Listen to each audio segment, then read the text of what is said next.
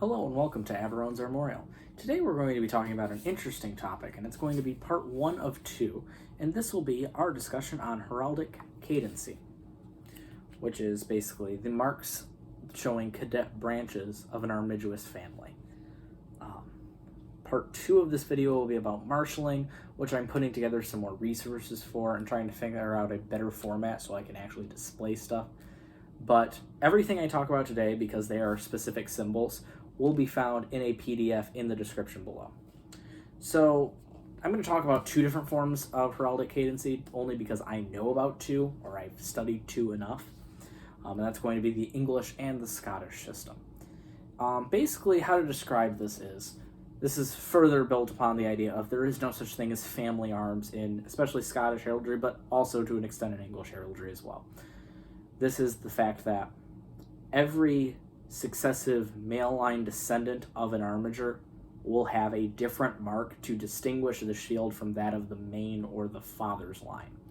So, for example, the biggest mark that most everybody has probably seen on a shield is what's called a label of 3 points. It is either a bar that goes horizontally across the entire length of the shield and it has 3 tines coming down, or it is just a sideways E, basically. So it's just a little bar with 3 little points coming off of it. That's usually found in the center of the chief in the shield. Sometimes it's right in the middle, but normally marks of cadency will go right in the middle at the top. So in both English and Scottish heraldry, and in some other forms of heraldry, I believe in French heraldry this is common as well. You'll see it in American arms in the 18th century, 18th and 19th century. You'll see it in Canada to this day. So it's kind of the generic all around the world mark for showing the eldest son, or not always the eldest son, but the heir presumptive or the heir apparent to those arms. Again, extra terms to discuss later, more kind of a marshalling thing.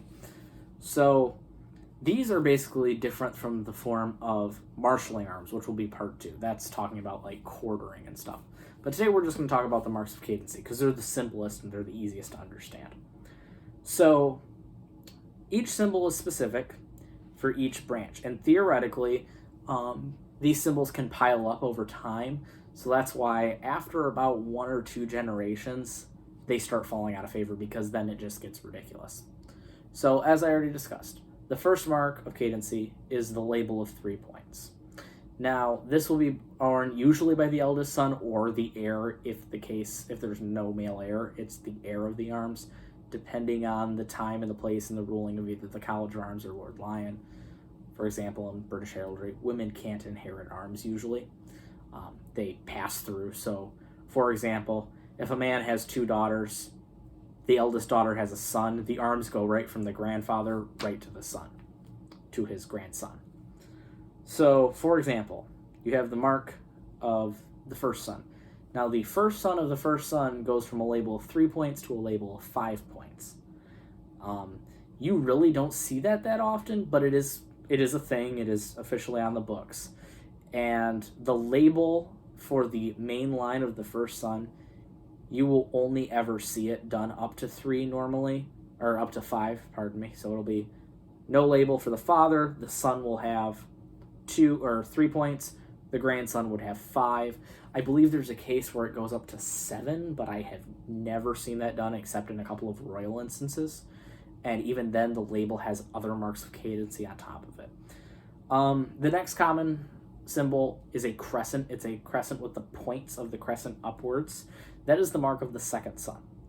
Now, theoretically, the second son's arms are differenced by that, and then if he has a son, the son bears the arms with that crescent, but also the label of 3 points, so it's the first son of that second son. You see where it starts getting complicated? Or the second son of the second son would theoretically have a crescent with another crescent on top of it. I should also add that all of these marks in the English system are meant to be different from the shield, and they're made to not be a charge. So normally what will happen is when they're added to the shield, a color or metal that is not used in the shield at all is often used just to make it apparent that this is a mark of cadency. It is not another charge. Because some of these things like roses, crosses, fleur-de-lis, mullets, stars, crescents, roundels, that sort of thing. All marks of cadency, but also they can be charges. So making them different is very important. That's why it's called differencing. So yeah, so the English system can get piled up. So normally you only see it for one generation at a time, and basically what happens is when the father dies, the system resets itself. So it'll just keep going from there. Now the Scottish system, I have different things on it. There are points that I really like about the Scottish system, and there's also points that I don't. The Scottish system actually is kind of nice because it doesn't actually do anything to the shield itself, but it adds to the shield, which is a positive or a negative thing depending on how you look at it. So, of course, the eldest son gets a label of 3 points.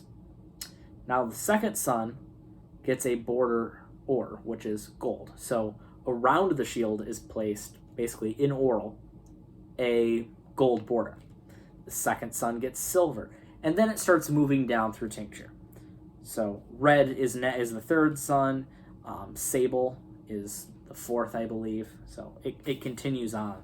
So your first generation is an undifferent shield. The next generation starts with a label of 3 points, gold border, silver border, and then on.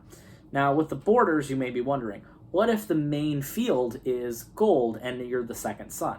Well, at that point, then the border becomes checky of gold and black.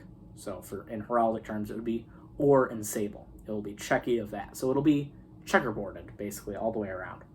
And the same goes further on. More so, that's only having to deal with the first and second sons. I've seen it done different ways the longer it gets down the generation, but this system is not really made for giant families, and that's the hard part with it. A lot of times what will happen is if there's more than a couple of sons with their own kids, they'll just apply to Lion, and they'll have arms granted that are very similar to the main lines, but with a couple of charges in tincture or in actual charges. And down the main line, there can be some other things, such as there's some changes to ordinary lines, that sort of thing. So it might be, well, the example they use in this book is it shows, well, the first son of the first son is bearing a saltire, but the second one has a saltire, but the line is now wavy instead of straight. And then as it goes on, then they start adding in back in marks of English cadency into it on top of it. So marks of cadency, they're complicated. You don't see them as much nowadays because the other thing is a lot of times if two people are going to be in the same, like a father and son are going to be together, the father's banner gets displayed, that sort of thing.